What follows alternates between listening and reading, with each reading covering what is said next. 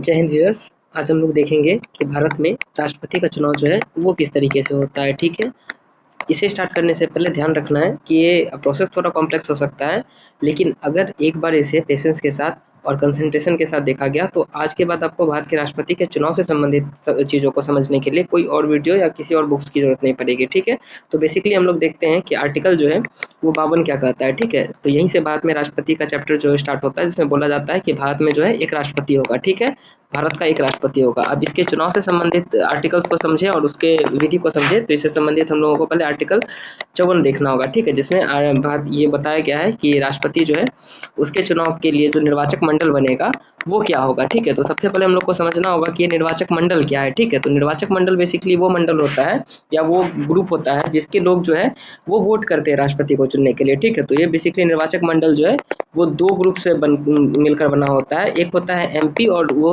दूसरे होते हैं राज्यों के एमएलए। ठीक है, तो एमपीज जो होते हैं वो क्या होते हैं, जब हम लोग संसद में देखते हैं तो उसमें क्या होता है कि एक लोकसभा होते हैं, ठीक है, एक राज्यसभा होते हैं। ठीक है, तो बेसिकली जो है हम लोग इसको जो है वो चुन के भेजते हैं। ठीक है, ये जनता के द्वारा चुना जाता है। ठीक है, और इसी तरीके से अगर राज्य में देखें तो राज्य में जो एमएलएज है वो भी राज्य विधानसभा के चुनाव में जनता द्वारा चुने जाते हैं। ठीक है, अब हम लोग ये समझते हैं कि यहाँ से प्रोसेस स्टार्ट होता है कि अगर भारत का राष्ट्रपति है तो इसके लिए क्या होना चाहिए, उसमें भारत के जनता का प्रतिनिधित्व होना चाहिए। ठीक है, तो जनता का प्रतिनिधित्व कब होगा, जब जनता जो है उस राष्ट्रपति को चुने। ठीक है, लेकिन यहाँ पे क्या होता है कि जनता जो है वो लोकसभा के इलेक्शन में एमपी को चुने। ठीक है, और यहाँ पे जो है जनता राज्य विधानसभाओं के इलेक्शन में जो है वो एमएलएज को चुने। ठीक है, अब ये एमपी और एमएलएज जो है वो चुनते हैं राष्ट्रपति को। ठीक है, तो इसका मतलब क्या हो गया कि इनडायरेक्टली अगर हम लोग देखें तो राष्ट्रपति के चुनाव में पावर कहाँ से आया, वो जनता से स्टार्ट हुआ। ठीक है, ये जनता से जो है वो एमपी में पावर आया और एमपी जो है वो राष्ट्रपति को जो है वो वोट देके जिताते हैं। ठीक है, अब हम लोग समझते हैं ये निर्वाचक मंडल के बारे में समझ में आ गया कि इसमें क्या है, एक एमपी है, दूसरा एमएलए है। ठीक है, अब हम लोग देखते हैं आर्टिकल 55। ठीक है, जिसमें ये बताया जाता है कि भारत में जो है वो राष्ट्रपति का जो चुनाव होगा वो कैसे होगा। ठीक है, तो चुनाव प्रणाली या चुनाव प्रक्रिया कैसी होगी ये हम लोग समझते हैं। ठीक है, चुनाव प्रक्रिया को समझने के लिए हम लोगों को 4 चीज़ों को समझना बेहद जरूरी होगा, जो हम लोग अधिकतर बुक्स में देखते भी हैं। और इन चारों चीज़ों को समझे बिना जो है राष्ट्रपति का चुनाव जो है वो अच्छे से कॉन्सेप्ट क्लियर नहीं हो सकता है। तो पहला होता है इसमें कि इसमें इसका जो चुनाव होगा वो अब अप्रत्यक्ष तरीके से होगा। ठीक है, तो मतलब क्या है, अप्रत्यक्ष मतदान होगा। दूसरा क्या बताया गया है कि इसमें जो मतदान होगा वो गुप्त मतदान होगा। ठीक है, इसके अलावा इसमें क्या बोला जाता है कि इसमें अनुपातिक प्रतिनिधित्व का जो है वो इस्तेमाल किया जाएगा। ठीक है, तो इसको भी हम लोग लिख लेते हैं अनुपातिक प्रतिनिधित्व। ठीक है, जिसको आपको जो है प्रोपोर्शनल रिप्रेजेंटेशन बोलते हैं। ये जो है ये आपका गुप्त मतदान हो गया और ये जो हो गया इनडायरेक्ट इलेक्शन हो गया। ठीक है, तो इस तरीके से अब हम लोग आके देखें तो अनुपातिक प्रतिनिधित्व और चौथा होता है आपका एकल संक्रमणीय मत पद्धति। ठीक है, एकल संक्रमणीय मत पद्धति मतलब सिंगल ट्रांसफरेबल वोटिंग सिस्टम। ठीक है, तो अब हम लोग देखते हैं कि एक एक चीज़ों को समझते हैं और ये चारों चीज़ों को जिसने समझ लिया वो उसका जो है राष्ट्रपति का चुनाव संबंधी जो है वो सारा कन्फ्यूजन क्लियर हो जाएगा। ठीक है, थोड़ा सा इसमें पेशेंस बना के रखिए, चीज़ें समझ में आ जाएंगी। ठीक है, भले ही इसमें ज़्यादा वीडियोस फिगर्स या और कोई एनिमेशंस यूज़ नहीं किया गया है, लेकिन कंटेंट और लॉजिक जो है वो प्रॉपर यूज मिलेगा इसमें। ठीक है, अब हम लोग समझते हैं। तो पहला हो गया अप्रत्यक्ष मतदान। ध्यान से अगर हम लोग समझे तो अप्रत्यक्ष मतदान को हम लोगों ने अभी जस्ट ऊपर में समझा। ठीक है, तो बेसिकली अप्रत्यक्ष मतदान क्या है, यही तो अप्रत्यक्ष मतदान है ना, कि जनता जो है वो एमपी को चुन रही है और जनता जो है वो एमएलए को चुन रही है और यहाँ से जो ये दोनों मिलकर राष्ट्रपति को चुन रहे हैं, तो ये हो जाता है इनडायरेक्ट वोटिंग, अप्रत्यक्ष मतदान। प्रत्यक्ष किसको बोलते हैं, जैसे हम लोग मुखिया का चुनाव में जब हम लोग देखते हैं, या एमपी का जो चुनाव होता है लोकसभा में जिसके द्वारा जो है प्राइम मिनिस्टर बनते हैं, या एमएलए का जो चुनाव होता है जिसके द्वारा चीफ मिनिस्टर राज्य में बनते हैं, तो ये सब जो होता है ना वो डायरेक्ट वोटिंग होता है। ठीक है, लेकिन यहाँ पे क्या है कि राष्ट्रपति का जो चुनाव का प्रोसेस है वो थोड़ा कॉम्प्लेक्स है। इसी वजह से हमारे देश की जो जनसंख्या है वो चुनाव को लेके ज़्यादा साक्षर नहीं है, तो इसी वजह से इसमें जनता को प्रत्यक्ष मतदान ना देके वो प्रत्यक्ष मतदान के द्वारा जो है वो राष्ट्रपति का चुनाव करवाया गया है। ठीक है, तो अब इसी चीज़ को हम लोग समझेंगे एक एक करके। तो वो प्रत्यक्ष मतदान हम लोग का समझ में आ गया। दूसरा हम लोग गुप्त मतदान। ठीक है, तो अब हम लोग गुप्त मतदान समझते हैं। ठीक है, तो बेसिकली क्या होता है, जब राष्ट्रपति का चुनाव होता है तो उसमें वोट देने के लिए कौन कौन से होते हैं निर्वाचक मंडल में, या तो वो एमपीज होते हैं या तो एमएलए होते हैं। ये एमपी एमएलए क्या होते हैं, अलग अलग राजनीतिक पार्टी से बिलोंग कर सकते हैं, जैसे बीजेपी हो गया या कांग्रेस हो गया या समाजवादी पार्टी हो गया, इस तरीके से अलग अलग के एमपी एमएलए हो सकते हैं। ठीक है, तो अब जैसे राष्ट्रपति के चुनाव में इस बार कौन कौन से थे उम्मीदवार में, एक तो आपके द्रौपदी मुर्मू थी 2022 के इलेक्शन में। ठीक है, और एक थे अपोजिशन में आपके ये यशवंत सिन्हा। ठीक है, ये कांग्रेस से थे। अब अगर हम लोग देखें तो इनके जो MP MLAs होते हैं, अगर गुप्त मतदान होगा तो इसमें पार्टी के अध्यक्ष को या पार्टी के व्हिप को, मॉनिटर को, जिसको हम लोग बोलते हैं मॉनिटर, जो बेसिकली वोटिंग के टाइम पे ये देखते हैं कि उनके पार्टी के जो सदस्य हैं वो उन्हीं के पार्टी के कैंडिडेट को वोट कर रहे हैं या नहीं, इसीलिए जो है एक व्हिप या मॉनिटर को नियुक्त किया जाता है, ठीक है। तो लेकिन ऐसे क्या होता है, राष्ट्रपति क्योंकि एक संवैधानिक पद है, ठीक है, कोई राजनीतिक पद तो है नहीं, कोई CM या PM का पद तो है नहीं, ठीक है। तो ऐसे में क्या होता है कि संविधान में जो है वो नैतिकता का समावेशन करते हुए हर जो पार्टी के MP MLA है वो चाहे तो, अगर बीजेपी के ये हैं कोई MP MLA हैं, वो चाहे तो यशवंत सिन्हा को वोट कर सकते हैं, ठीक है। भले ही इन्होंने जो है इसको उतारा है, द्रौपदी मुर्मू को उतारा है, ठीक है, कैंडिडेट में, लेकिन अगर ये चाहे तो ये यशवंत सिन्हा को भी दे सकते हैं। उसी तरीके से अगर INC के हैं, वो चाहे तो द्रौपदी मुर्मू को दे सकते हैं। तो इसमें क्या होता है, पता नहीं चलता है गुप्त मतदान में कि इनके MP MLAs ने जो है वो किस पार्टी को जो है वो किस पार्टी के जो कैंडिडेट को उसको वोट दिया, ठीक है। तो ये एक जो है संवैधानिक मर्यादा बनाए रखने के लिए गुप्त मतदान का इस्तेमाल होता है, ठीक है। अब हम लोग समझते हैं, यहाँ से मेन चीज़ स्टार्ट होता है, जो हम लोगों का अनुपातिक प्रतिनिधित्व है, यहाँ से स्टार्ट होता है कि राष्ट्रपति का जो है वो चुनाव कैसे होता है। इसको समझने के लिए हम लोग को समझना होगा कि अनुपातिक प्रतिनिधित्व क्या है, ठीक है। तो बेसिकली क्या होता है कि मान लीजिए कोई A स्टेट है, ठीक है, और कोई B स्टेट है। अब A स्टेट में जनसंख्या जो वो बहुत ज़्यादा है, ठीक है, लेट सपोज कि UP है, ठीक है, UP जो है वो सबसे ग्रेटर पॉपुलेटेड जो है स्टेट है, जबकि दूसरा अगर सिक्किम देखे तो उसमें कम है, ठीक है। तो जाहिर सी बात है कि यहाँ पे ज़्यादा जनता है, तो इसीलिए इसका जो पावर होगा इसके तुलना में ज़्यादा होना चाहिए, ठीक है, इसके तुलना में जो है वो ज़्यादा होना चाहिए। तो ये ज़्यादा कैसे होगा, जब हम लोग अनुपातिक रूप से इसको जो है वो ज़्यादा पावर देंगे, ठीक है। तो इसी को बोला जाता है अनुपातिक प्रतिनिधित्व, ठीक है। अब अनुपातिक प्रतिनिधित्व में पावर किसी भी जो है वो स्टेट के जो MLA हैं उसका कैसे निकाला जाता है, क्योंकि अल्टीमेटली क्या होता है, जनता जो है वो MLA को वोट दे रही है, ठीक है, और MLA जो है वो फिर प्रेसिडेंट को वोट दे रहा है, ठीक है। तो हम लोगों को समझना होगा कि सभी MLAs को जो है ना वोट का, उनके एक वोट का पावर होता है, ठीक है, कि एक वोट का वैल्यू कितना है, ठीक है, इसको हम लोगों को समझना होगा, ठीक है। अब ध्यान से इसको समझिएगा। चलिए हम लोग एक स्टेट का एग्जांपल ले लेते हैं। चलिए इस बार MP जो है वो लोकसभा में डिसाइसिव फैक्टर रखा है, तो हम लोग MP मतलब मध्य प्रदेश को समझते हैं, ठीक है।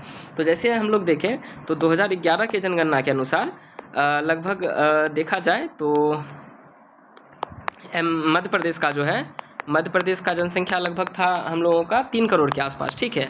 ये जनसंख्या वाले सेंसस से, मतलब सेंसस वाले डेटा से इसको देख लीजिएगा। अब इसमें सूत्र क्या होता है ना, एक फॉर्मूला होता है, ठीक है, कि एक MLA का पावर क्या होता है, एक MLA का वोट का वैल्यू बराबर कितना होता है। तो ये होता है उस राज्य की जनसंख्या, उस राज्य की जनसंख्या बटे उस राज्य में टोटल कितने MLA की सीट है, ठीक है, इसको 1/1000 से गुना किया जाता है, ठीक है। तो ये एक फॉर्मूला है, ठीक है, एक MLA के वोट की संख्या, और ये जो है ना एक MLA के वोट का जो वैल्यू है वो सभी राज्यों में यही सूत्र जो है वो इस्तेमाल होता है, ठीक है, इसी फॉर्मूला को यूज़ किया जाता है। अब हम लोग समझते हैं कि राज्य की जनसंख्या जो है वो 2011 के, इसको मैं वेरीफाई भी कर देता हूँ, ठीक है। 2011 के जनगणना के अनुसार अगर हम लोग देखें तो 3 करोड़ मान लीजिए ये MP का जो है, मध्य प्रदेश का जो है वो जनसंख्या है, ठीक है। वहाँ पे जो MLA की सीट्स है, मतलब विधानसभा की जो संख्या है, सीट्स की संख्या है वो 230 है, ठीक है। तो इसको जब 1/1000 से जो है वो गुना करते हैं, तो इसमें अगर कैलकुलेट करके देखें तो लगभग 130 आता है, ठीक है। तो 130 क्या है यहाँ पे, ये एक MLA के वोट की पावर से, ठीक है, एक MLA के वोट की वैल्यू है।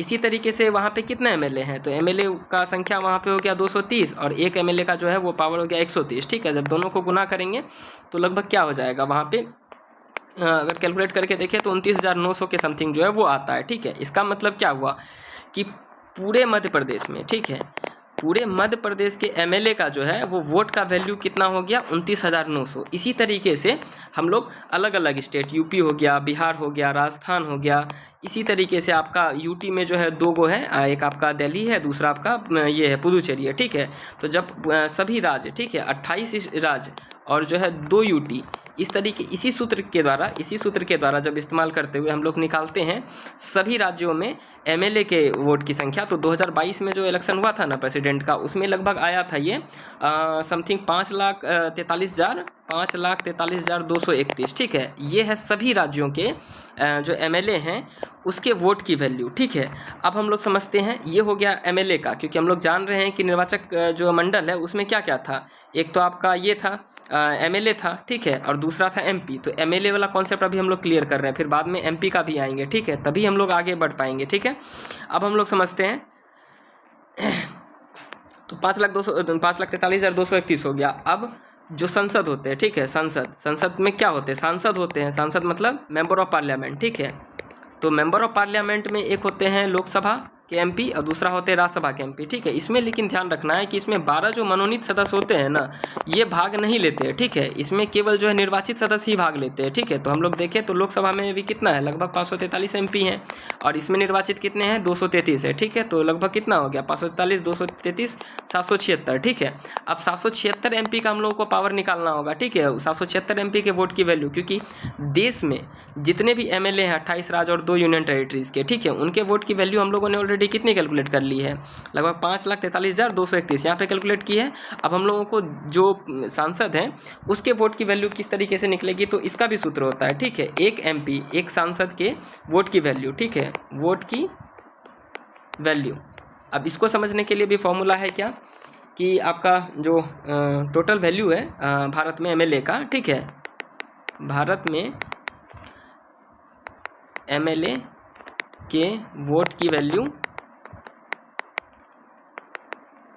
बटे टोटल एमपी की संख्या। अब बात में टोटल एमएलए के वोट की वैल्यू हम लोगों ने कितना निकाला था, 5,43,231, ठीक है। और टोटल हमारे जो सांसद हैं उसकी संख्या कितना हम लोगों ने देखा है, 776 देखा है ना यहाँ पे। तो 776 जो है उसको यहाँ से भाग दे देते हैं, ठीक है।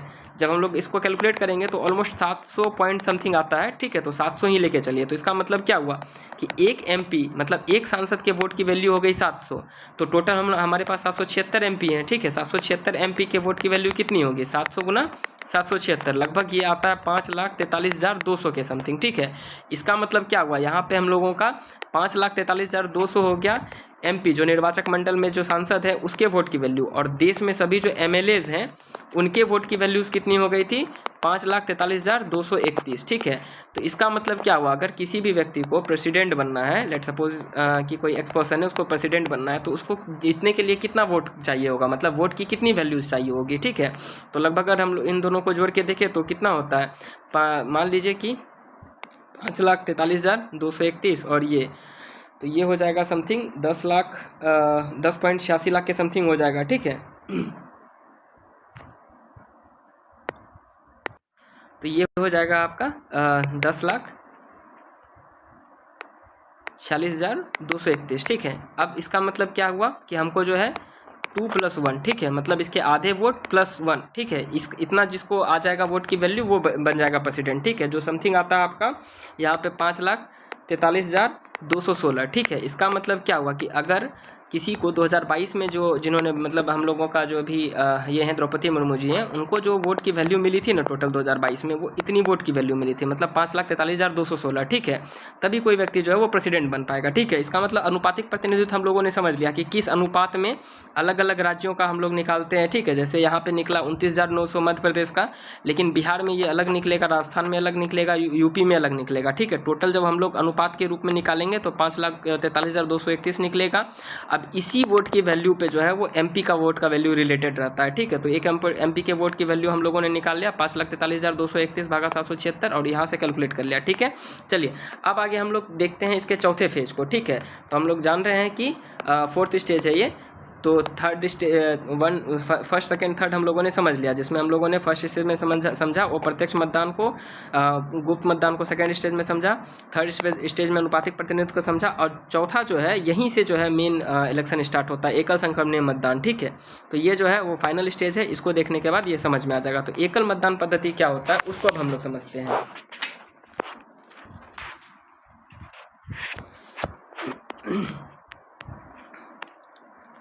एकल संक्रमणीय या सिंगल ट्रांसफरेबल वोटिंग सिस्टम का मतलब क्या होता है कि अगर हम लोग देखें पीएम या सीएम के इलेक्शन में हम लोग क्या करते हैं, डायरेक्टली जो है वो वोट डालते हैं, या तो ए को डालेंगे या तो बी को डालेंगे, ठीक है। दोनों को तो डालते नहीं है, ठीक है। तो ये होता है आपका first pass the post system, ठीक है।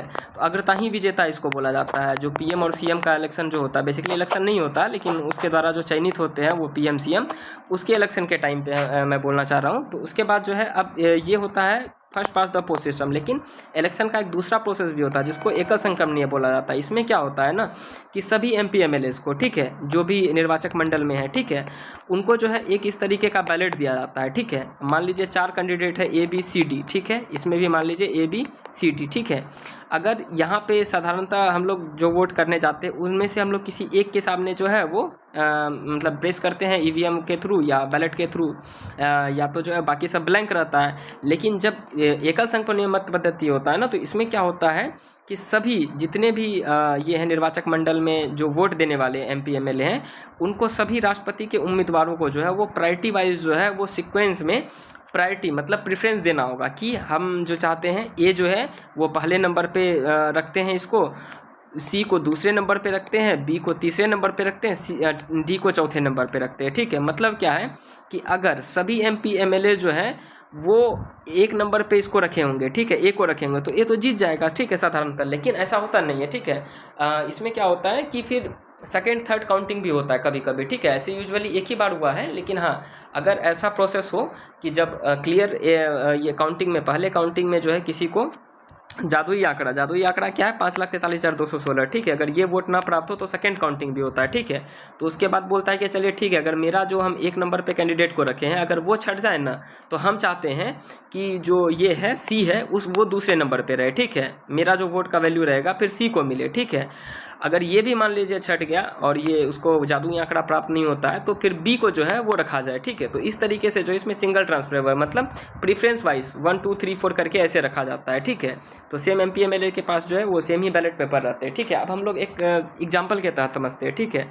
यहाँ पे हम लोग देखे थे कि लगभग कितना था 10.86 लाख जो है वो पूरे देश की जो है वो वैल्यू थी, जो वोट की वैल्यू थी, ठीक है। इसको चलिए हम लोग शॉर्ट कर लेते हैं। मान लीजिए 10.86 लाख को जो है 15,000 के को कंसिडर कर लीजिए, ठीक है। यहाँ पे आंकड़ा चूँकि बड़ा हो जाएगा इसीलिए एक एग्जांपल लेने के लिए हम जो है इसको शॉर्ट कर दे रहे हैं, ठीक है। 10,86,000 जैसे बड़े संख्या को शॉर्ट करके मान लेते हैं कि पूरे देश में जो है वोट की वैल्यू 15,000, इससे समझने में आसानी होगी, ठीक है। बाकी कैलकुलेशन और चीज़ें जो है वो सेम ही रहेंगी, ठीक है।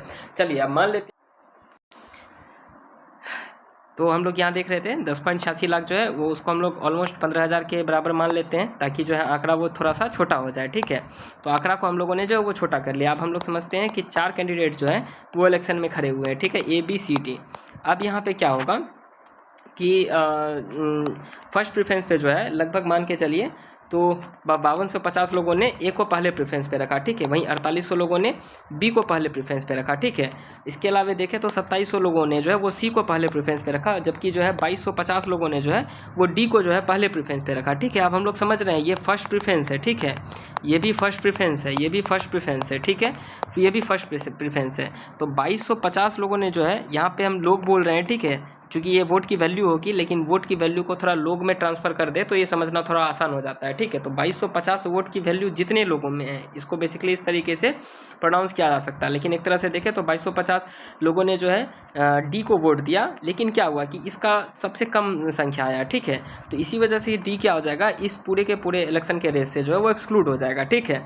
लेकिन इनके जो वोट है, जो 2250 लोगों ने जो यहाँ पे वोट किया है या 2250 जो वोट की वैल्यू है ये ख़त्म नहीं होती है, इसका कैंडिडेचर ख़त्म हो जाता है, लेकिन ये वैल्यू बची रहती है, ठीक है। तो क्योंकि अब इस 2250 वोट की वैल्यू जो है वो फर्स्ट प्रेफरेंस पे डी पे रखी गई थी, लेकिन इन 2250 ने सेकंड प्रेफरेंस पे तो जरूर है कि ABC में किसी को रखा होगा, ठीक है। तो पहले राउंड की अगर काउंटिंग देखें तो यहाँ पे आया 5250, 4800, 2700। अगर ये CM या PM का इलेक्शन रहता तो सिंपली ए यहाँ पे जीत जाता है, ठीक है।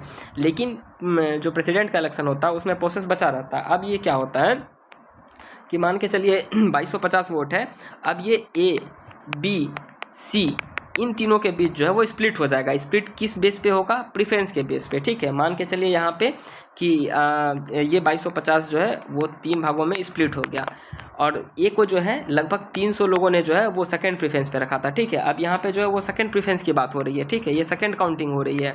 और इसके अलावा जो है यहाँ पे मान के चलिए 1050 लोगों ने जो है बी को सेकंड प्रेफरेंस पे रखा और जबकि 900 लोगों ने जो है सी को जो है वो सेकंड प्रेफरेंस पे रखा, ठीक है। डी तो खत्म हो ही गया, ठीक है। तो अब इन तीनों को देखना है, ठीक है। तो अब यहाँ पे देखें सेकंड काउंटिंग के बाद जो है वो ABC के वोट के पास टोटल वोट कितना हो जाएगा, ठीक है। तो ए के पास, बी के पास, सी के पास, तो पहला राउंड में उसको कितना मिला था, पहला राउंड में 5250, 4800, 2700, ठीक है, यही था। 5250, 4800, 2700।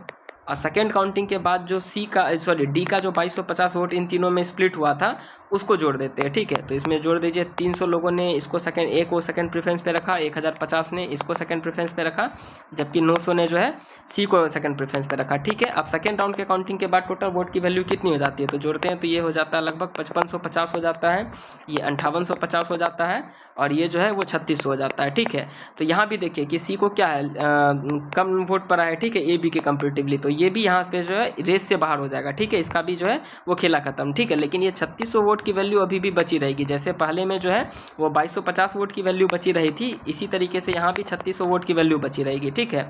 अब फिर आते हैं थर्ड काउंटिंग में, ठीक है। तो पहला काउंटिंग हम लोग देख लिए, सेकेंड काउंटिंग देख लिए, अब थर्ड काउंटिंग देखते हैं। तो थर्ड काउंटिंग में क्या हो जाएगा कि ये जो 3600 वोट है वो फिर ए और बी के बीच जो वो स्प्लिट हो जाएगा, ठीक है, और ये हो जाएगा आपका थर्ड प्रेफरेंस रखा होगा जिसको, ठीक है। तो मान लेते हैं कि 3600 में जो है मान लीजिए 1700 जो है वो लोगों ने जो है ए को थर्ड प्रेफरेंस पे रखा, ठीक है, और जो ये है लगभग रिमेनिंग 1900 बच गया, उन्होंने जो है वो बी को थर्ड प्रेफरेंस पे रखा, ठीक है। तो ये वोट इन दोनों के बीच स्प्लिट हो गया, ठीक है। अब अगर हम लोग देखें थर्ड काउंटिंग के बाद रिजल्ट क्या होगा, तो ए और बी सेकेंड काउंटिंग के बाद इनका रिजल्ट क्या था, यहाँ से देखिए 5550, 5850, ठीक है। तो 5550 मान लीजिए यहाँ पे हो गया और 5850 जो है वो यहाँ पे हो गया, ठीक है।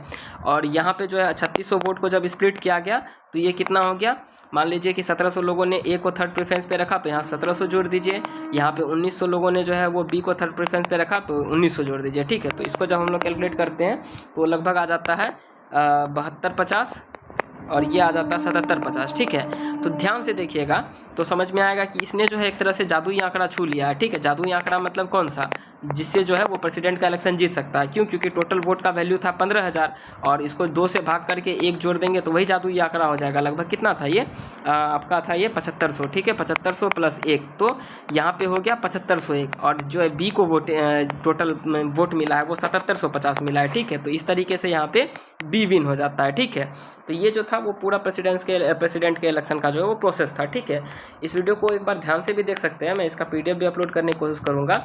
अदरवाइज ये प्रोसेस थोड़ा सा अगर एक बार पेशेंस के साथ थोड़ा इंटीग्रेटेड होकर देखा जाए तो ध्यान से समझने पे इसमें जितने भी प्रेसिडेंट के इलेक्शन में जितने भी फैक्टर्स यूज होते हैं, ठीक है, ये सारे फैक्टर्स को हम लोगों ने अच्छे से डीपली एक्सप्लेन कर लिया है, ठीक है। इसके अलावा हम लोग और जो भी इसके निर्वाचक मंडल में भाग लेते हैं उनके बारे में भी हम लोगों ने समझाया, ठीक है। तो इस वीडियो को एक बार रिवाइंड करके भी देख सकते हैं या 2x के स्पीड पे देखें तो 2 बार देखने से ये क्लियर हो जाएगा, ठीक है। आई होप कि वीडियो क्लियर हुआ होगा। तो अगर ये वीडियो क्लियर हुआ होगा तो definitely please subscribe this channel and also like this video and share with your other friends. जय हिंद।